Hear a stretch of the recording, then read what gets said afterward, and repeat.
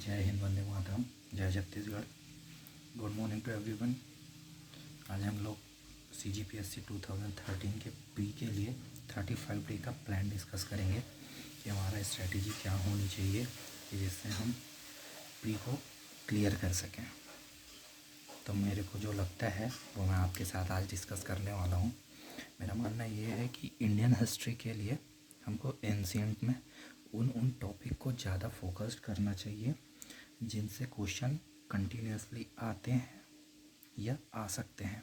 जैसे इस बार के पैटर्न को ध्यान में रखते हुए देखा जाए तो साउथ इंडिया के और ईस्टर्न साइड के जो राजवंश मोस्टली जो रहे हैं उनमें ज़्यादा फोकस किया गया है, तो उनको हमको ऐसा लगता है कि ज़्यादा ध्यान देना चाहिए। मेडिवल हिस्ट्री की बात करें तो मेडिवल हिस्ट्री अब टाइम को ध्यान में रखते हुए अगर मैं बोलूँ तो मेडिवल हिस्ट्री में हमको थोड़ा सा विजयनगर साम्राज्य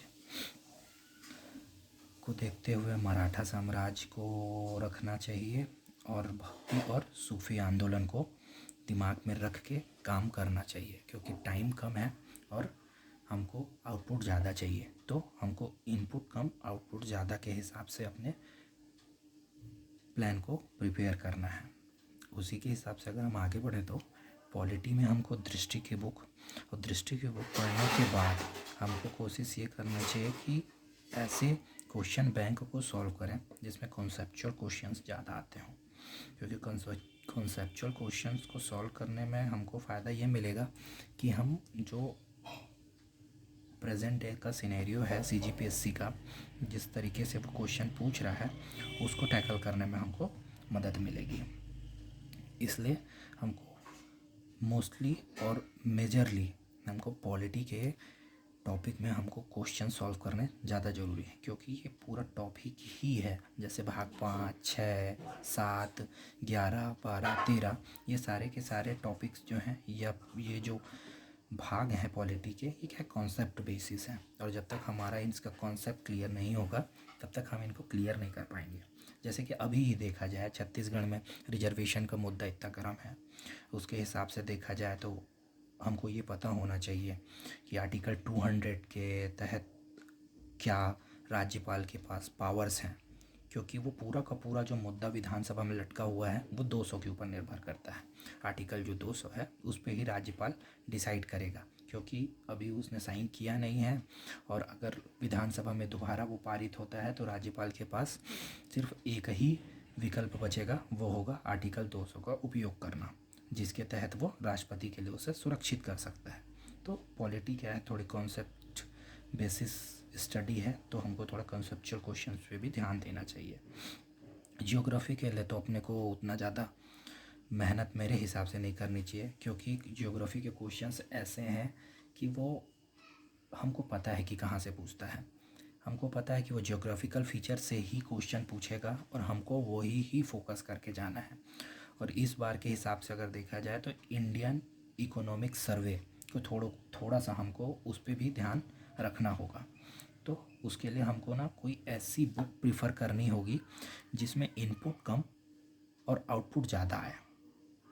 जैसे मेरे हिसाब से अगर देखा जाए तो इस समय हरिराम पटेल की जियोग्राफी जो बुक है वो हम प्रीफर कर सकते हैं।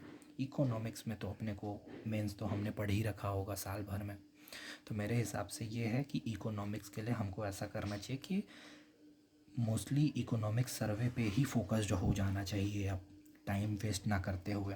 बेसिक कॉन्सेप्ट जो है वो तो कंटिन्यूस रिवीजन करना ही पड़ेगा, लेकिन इसमें ज़्यादा फोकस्ड हमको इकोनॉमिक सर्वे में हो जाना चाहिए।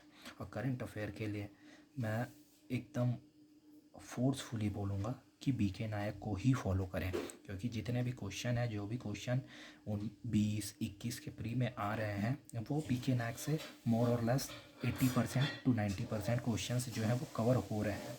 तो BK नायक ही प्रीफर करना मेरे हिसाब से सही होगा।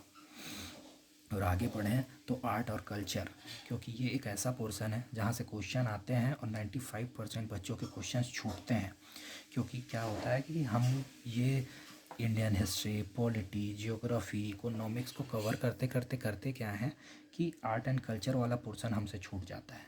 तो उसके लिए मैंने जो अभी तक CGPSC के लिए अच्छा सोर्स जो मेरे को अच्छा लगता है, जिससे मैं पढ़ के जाता हूँ पेपर देने, तो मेरे को ऐसा लगता है आर्ट एंड कल्चर और फिलोसफी के लिए चंद्रा की बुक सूटेबल होगी।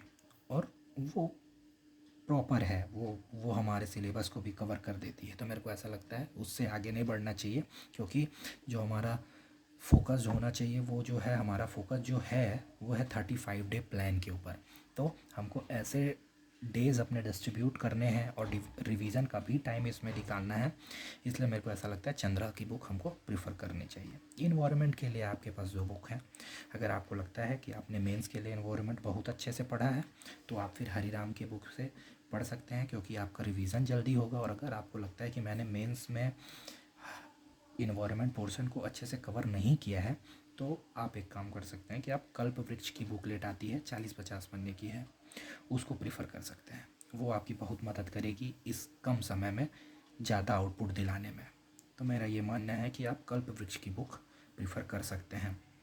और साइंस की बुक के लिए तो मैं यही बोलूँगा कि साइंस के लिए क्लास 10th सीजी बोर्ड की जो बुकलेट है सॉरी, और ध्यान ये रखें कि सीजी मेंस सिलेबस, मतलब सीजी मेंस का जो सिलेबस है, सीजी मेंस के सिलेबस के बेसिस पर प्री के लिए पढ़ के जाएं।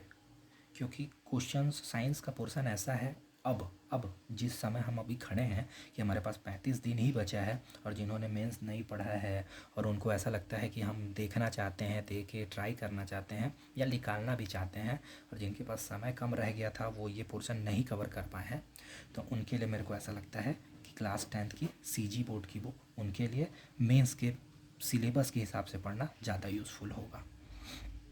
और तो ये सही स्ट्रैटेजी मेरे ख्याल से होनी चाहिए 35 डेज़ के प्लान के हिसाब से, कि हमारा प्री क्लियर हो सके। बस